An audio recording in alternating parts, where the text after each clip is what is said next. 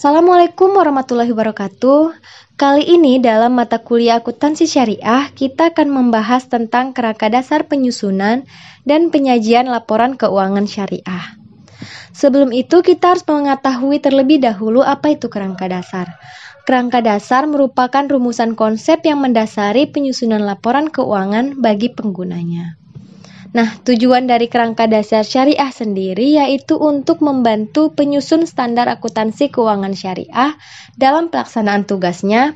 Selain itu juga membantu penyusunan laporan keuangan dan juga membantu auditor dalam memberikan pendapat mengenai apakah laporan keuangan yang disusun sudah sesuai dengan prinsip akuntansi yang berlaku umum, dan membantu para pemakai laporan keuangan sehingga mereka dapat menafsirkan informasi yang disajikan ke dalam laporan keuangan yang disusun berdasarkan standar akuntansi keuangan syariah.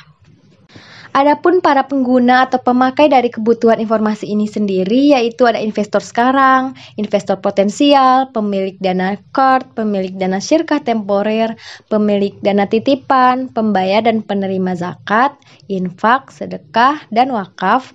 Selain itu juga Dewan Pengawas Syariah, karyawan, pemasok, pelanggan, pemerintah, dan masyarakat itu sendiri.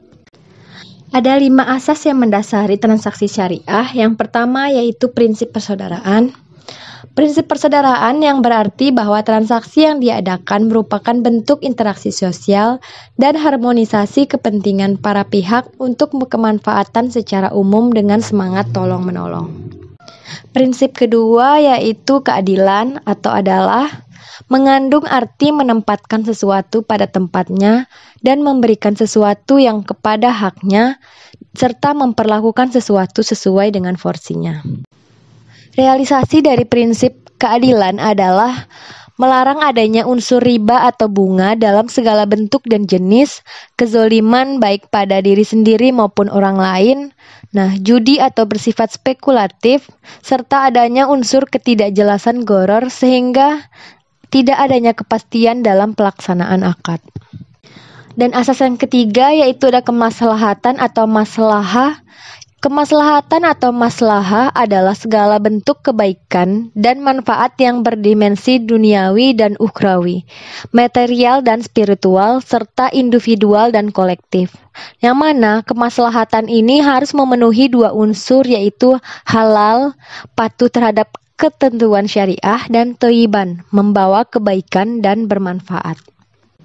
Adapun prinsip keempat yaitu keseimbangan atau tawazun, yaitu keseimbangan antara aspek material dan spiritual, antara aspek privat dan publik, antara sektor keuangan dan sektor real, antara bisnis dan sosial, dan antara pemanfaatan serta pelestarian. Transaksi syariah tidak hanya memperhatikan kepentingan pemilik semata, melainkan kepentingan semua pihak sehingga dapat merasakan manfaat dari suatu kegiatan ekonomi tersebut. Asas yang kelima yaitu universalisme atau syumuliyah, di mana esensinya dapat dilakukan oleh, dengan, untuk semua pihak yang berkepentingan tanpa membedakan suku, agama, ras, dan golongan tertentu dengan semangat kerahmatan semesta, rahmatan lil alamin. Selanjutnya kita masuk ke dalam tujuan laporan keuangan, yaitu yang pertama meningkatkan kepatuhan terhadap prinsip syariah dalam semua transaksi dan kegiatan usaha. Yang kedua, informasi kepatuhan entitas syariah terhadap prinsip syariah bila ada informasi aktiva, kewajiban, pendapatan, dan beban yang tidak sesuai dengan prinsip syariah dan bagaimana perolehan dan penggunaannya. Yang ketiga, informasi untuk membantu mengevaluasi pemenuhan tanggung jawab entitas syariah terhadap amanah dalam mengamankan dana, menginvestasikannya pada tingkat keuntungan yang layak. Yang keempat, informasi mengenai tingkat keuntungan investasi yang diperoleh penanam modal dan pemilik dana syirkah temporer, dan informasi mengenai pemenuhan kewajiban fungsi sosial entitas syariah. Adapun bentuk laporan keuangan syariah, yang pertama ada posisi keuangan entitas syariah yang disajikan sebagai neraca. Yang kedua ada informasi kinerja entitas syariah yang disajikan dalam laporan laba rugi. Yang ketiga informasi perubahan posisi keuangan entitas syariah. Yang keempat, informasi lain seperti penjelasan tentang pemenuhan fungsi sosial entitas syariah. Yang kelima, catatan dan schedule tambahan. Adapun asumsi dasar dalam laporan keuangan yaitu pertama, dasar akrual. Pengaruh transaksi dan peristiwa lain diakui pada saat kejadian dan bukan pada saat kas atau setara dengan kas diterima atau dibayarkan dan diungkapkan dalam catatan akuntansi serta dilaporkan dalam laporan keuangan pada periode yang bersangkutan. Yang kedua yaitu kelangsungan usaha. Entitas syariah akan melanjutkan usahanya di masa depan atau going concern dan diasumsikan tidak bermaksud atau berkeinginan melikuidasi atau mengurangi secara material skala usahanya. Adapun karakteristik kualitatif laporan keuangan, yang pertama yaitu dapat dipahami, yang artinya kemudahan informasi untuk segera dipahami oleh pemakainya. Yang kedua ada relevan, mempengaruhi keputusan ekonomi pemakai, membantu mengevaluasi peristiwa masa lalu dan masa kini atau masa depan, menegaskan dan mengoreksi hasil evaluasi di masa lalu.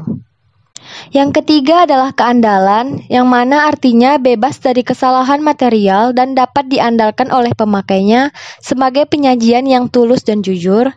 Yang keempat dapat dibandingkan, perbandingan berupa pengukuran dan penyajian dampak keuangan dari transaksi dan peristiwa lain yang serupa antara periode entitas syariah yang sama untuk entitas syariah yang berbeda maupun entitas lainnya.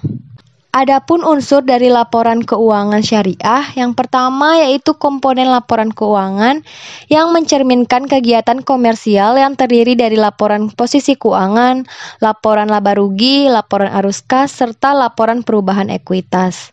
Selanjutnya ada komponen laporan keuangan yang mencerminkan kegiatan sosial, meliputi laporan sumber dan penggunaan dana zakat, serta laporan sumber dan penggunaan dana kebajikan. Yang ketiga ada komponen laporan keuangan lainnya yang mencerminkan kegiatan dan tanggung jawab khusus entitas syariah tersebut.